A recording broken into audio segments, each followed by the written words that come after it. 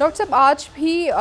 कौमी असम्बली में मुतादिद बिल्स जो हैं वो पेश किए गए और मंजूर किए गए, लेकिन सेनेट में जो ऑफिशियल सीक्रेट एक्ट तरमीमी बिल है इस पर शदीद मुखालफत का सामना करना पड़ा नून लीगी हुकूमत को। क्या ये बिल्स पेश करने और इनको मंजूर करवाने के बाद क्या हुकूमत को इंतखाबात के दिनों में कोई फ़ायदा हो सकता है? इत्तेहादी जी, ये जो है ना, ये देखें 2 रोज़ में 53 बिल जो हैं ये मंजूर हुए, 53 कौमी असम्बली से। और सेनेट में आज जो है ये बिल जो पेश हुआ उसमें जो ऑफिशियल सीक्रेट एक्ट वाला, तो वहाँ पर जो है वो अच्छा, जो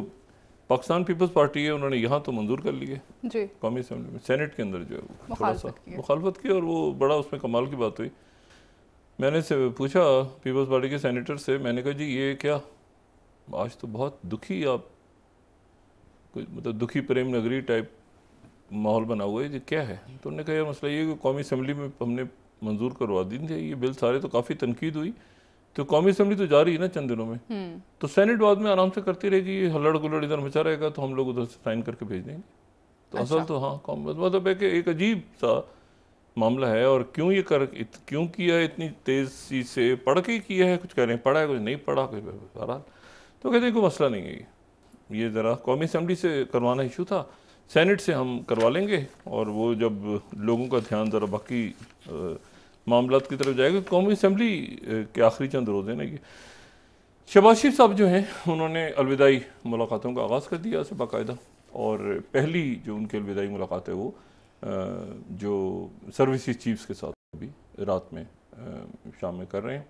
और उसके बाद वो कल और फिर यकीनन आने वाले दिनों में इत्तेहादियों के साथ और बाकी जो ब्यूरोक्रेसी, और देखते हैं कि उनका क्या किस तरह शेड्यूल बनता है, लेकिन वो जो है वो आगे। अच्छा, ये जो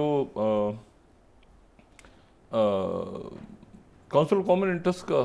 कल इजलास होना था, जिसमें मरदमशुमारी के हवाले से उन्होंने बात की थी कि नई मरदमशुमारी पर इलेक्शन होंगे, कल उन्होंने जो इंटरव्यू में बात की आसमा शराजी साहब के साथ, लेकिन वो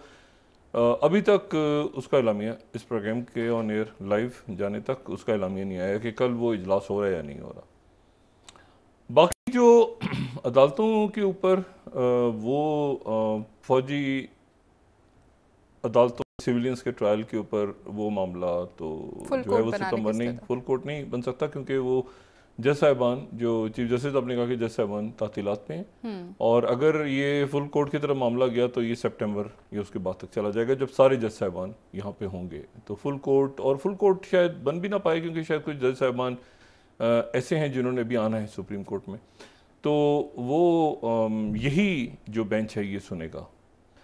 अच्छा, अब इसमें तो एक तो ये बात ही होगी, दूसरी तोशा खाना के हवाले से वो कल का दिन देखते हैं। उनके चेयरमैन पीटीआई के जो वकला हैं इन्होंने तो भरपूर लड़ा है ये केस, भरपूर अंदाज में लड़ा है, और उसमें मतलब जहाँ तक इसको जो इसमें, लेकिन इसमें ये कहीं मेरे ख्याल से कहीं र्यूमर्स फैली हैं क्या है, मुझे नहीं पता ये खबर क्या, क्योंकि ऑफिशियल लिस्ट में वो जो उनके एमएस थे ब्रिगेडियर गवाहन के लिस्ट में उनका नाम नहीं है आज जो पेश की गई है चेयरमैन पीटीआई की तरफ से, और उस लिस्ट को जो है वो कबूल नहीं किया,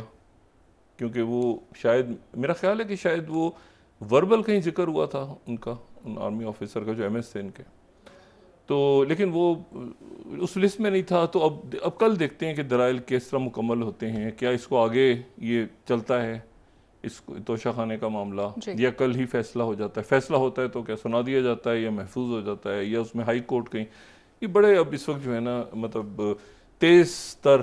काम, बहुत तेज़ी के साथ कानून साजी, फैसले, मुशावरतें, और ये आखिरी जो है ये 4-5 दिन 6 दिन, तो अगर 9 तारीख को भी जाती है, 8 की शाम को जाती है, तो आप देखें कि 3, 4, 5, 6, 7, 8, ठीक है ना, तो ये 5-6 दिन इसमें रह गए, तो और उसमें बहुत कुछ अभी मुशावरत होनी है कैसे होगा। गालिबन इम्कान तो यही लग रहा है कि अब ये मामला जो है ये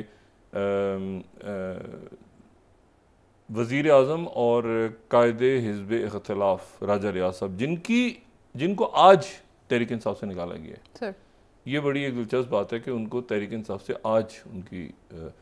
रुकनी ख़त्म हुई है, उनकी और दीगर शख्सियात की। तो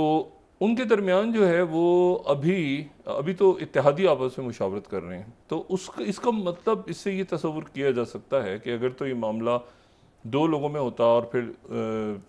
तीन तीन नाम आते और फिर इख्तलाफ रहता, तो फिर जो है ये तीन तीन रुकनी कमेटी में चला जाता, फिर वहाँ पर भी इख्तलाफ पैदा होते, तो फिर ये इलेक्शन कमीशन में चला जाता। तो बज़ाहिर ऐसा है कि वो नहीं हो रहा, क्योंकि अगर वो होना होता तो वो तो एक हफ्ते का प्रोसेस था पूरा। तो अभी तो जो है वो इत्तेहादियों के ही नाम आपस में चल रहे हैं। तो ऐसा लगता है कि इत्तेहादियों की मुशावरत सारी जो है ना कोई ट्रक की बत्ती है, ठीक है। और अल्टीमेटली उधर से और उधर से जो नाम आएंगे, यानी वज़ीर आज़म की तरफ से और राजा रियाज की तरफ से, उसमें ही फाइनल हो जाएगा, ठीक है। और क्योंकि ये प्रोसेस अगर यानी उधर से तीन होंगे, उधर से तीन होंगे, जो भी होगा सिलसिला, यानी वो कमेटियों की तरफ नहीं जाएगा मामला, क्योंकि उसका जो प्रोसेस है उसमें दिन अब नहीं है। और ये भी देखना है कि ये जो काउंसिल ऑफ कॉमन इंटरेस्ट है उसमें मरदमशुमारी वो होता है नहीं होता, क्योंकि वज़ीर आज़म ने कह दिया कल इंटरव्यू में। तो तेज़तर हो गए वाक़यात, और ये एक अब उसमें बातें, चीज़ें, आइन, कानून, ये वो जो भी है वो सारा सिस्टम है, ठीक है। सिस्टम चल रहा है नहीं चल रहा, लोगों ने खुद फैसला करना है। तो मतलब 73 के आइन के तहत क्या होना चाहिए था, नहीं होना चाहिए था, ये तो हम भी देख रहे हैं कि सिस्टम जा रहा है, ये नहीं चल पा रहा ना, प्रॉब्लम्स हैं इसमें भी। तो वो अब जब जा रहा है तो जाता हुआ नज़र आएगा, तो लोग पूछेंगे कि भाई कि हो क्या रहा है, क्या तमाशा लगा हुआ है, सिस्टम है ना, नहीं चल पा रहा, मुल्क चल रहा है। ये देखें ना, कमाल की बात है, मुल्क जो है वो अपनी स्ट्रेटेजिक पॉलिसीज तय कर रहा है तेज़ी के साथ और आगे लॉन्ग टर्म। तो ये भी ठीक हो जाएंगे, मैनमेड क्राइसिस, ये कवानीन, ये जो सारी चीज़ें लोग इंसानों ने बनाए ना, इंसानों की बेहतरी के लिए बनाए, इंसानों की बेहतरी उनमें नहीं होती तो खुद ब खुद पर ख़त्म हो जाते हैं, दूसरे कानून आ जाते हैं। तो ये जो है ये अब अच्छा, ये बड़ी आज एक इंटरेस्टिंग बात है, ये 1927 में ये चाइना में उस वक्त PLA के नाम से तो नहीं, पीपल्स लिबरेशन आर्मी के नाम से नहीं, लेकिन PLA जो मौजूदा PLA है, ये एक शक्ल में जो कि एक जो रेवोल्यूशन लेकर आई, कि रेवोल्यूशनरी फोर्स थी, और उसका मुकाबला जो है वो उस फोर्स से जो KMT, जो हम कई दफ़ा डिस्कस कर चुके हैं, जो कि ताइवान में है, उनसे लड़ाई हुई, शुरू हुई, तो ये रेवोल्यूशन उठा, फिर इसमें चेयरमैन माओ आए, फिर ये जब जंग हुई, जंग शुरू हो गई, दूसरी आलमी जंग, तो ये इकट्ठे हो गए। लेकिन फिर उसके बाद ये इनमें एक फैसला कौन मार्का हुआ, और उसके नतीजे में KMT चली गई, जो अच्छा ये चाइनीज़ रेड आर्मी, फिर जो नेशनलिस्ट आर्मी थी वो रेवोल्यूशनरी फोर्सेस के साथ जमा होकर फिर PLA बनी। और उस PLA को, क्योंकि ये 1 अगस्त 1927 कोई इसकी जो इनिशियल शक्ल थी रेवोल्यूशनरी फोर्स की, ये तो इसको 96 साल मुकम्मल हुए हैं। तो 96 साल मुकम्मल होने पे जो है वो एक तो चाइना में तकारीब हो रही हैं, दुनिया के और मुल्कों में भी शायद हो रही हैं, लेकिन पाकिस्तान में आज एक तकरीब हुई है, और उसमें जो है वो दोनों तरफ की अफवाज के नुमाइंदों ने और सीनियर हुकाम ने उसमें शिरकत की। यहाँ से आर्मी चीफ हैं, वहाँ से भी डिफेंस के लोग हैं चाइना से, और ये एक बड़ा यूनिक सी है कि उनके 96 साल मुकम्मल होने पे पाकिस्तान के अंदर भी जो है वो सेलिब्रेशंस हुई हैं, और ये स्ट्रेटेजिक जो ताल्लुक। दूसरी बात ये है कि चाइना डेली जो है आज का, अगर सेकंड स्लाइड हम दिखा सकें, तो चाइना डेली में जो चाइना के प्रीमियर शी जिनपिंग हैं, उन्होंने ये उनके अल्फाज हैं, ठीक है, उन्होंने कहा advance ironclad ties with Pakistan. अच्छा, ये प्रीमियर शी जिनपिंग ने कहा है कि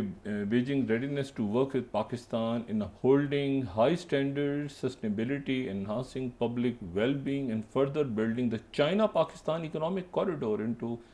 exemplary project of high quality belt and road cooperation.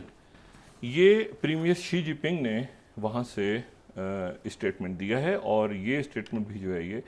उनकी तरफ से इस वक्त आना, और ये हम बात करते हैं मतलब पहाड़ों से ऊंची, और ये तो उनके अल्फाज हैं, ये उनके जब अल्फाज उनकी तरफ से आते हैं तो जाहिर है कि फिर हमारी तरफ से रवायती बात होती है, उनकी तरफ से आके वो एंडोर्स होती है चीज़ कि भाई दोनों मुल्क किस तरह एक दूसरे को देख रहे हैं। तो ये तकरीब बड़ी इंपॉर्टेंट, और दूसरा ये कि साथ उनका जो बयान आया है। अच्छा, इसमें जो अब ये चंद दिनों में ज़ाहिर है कि यहाँ पे देखना है कि क्या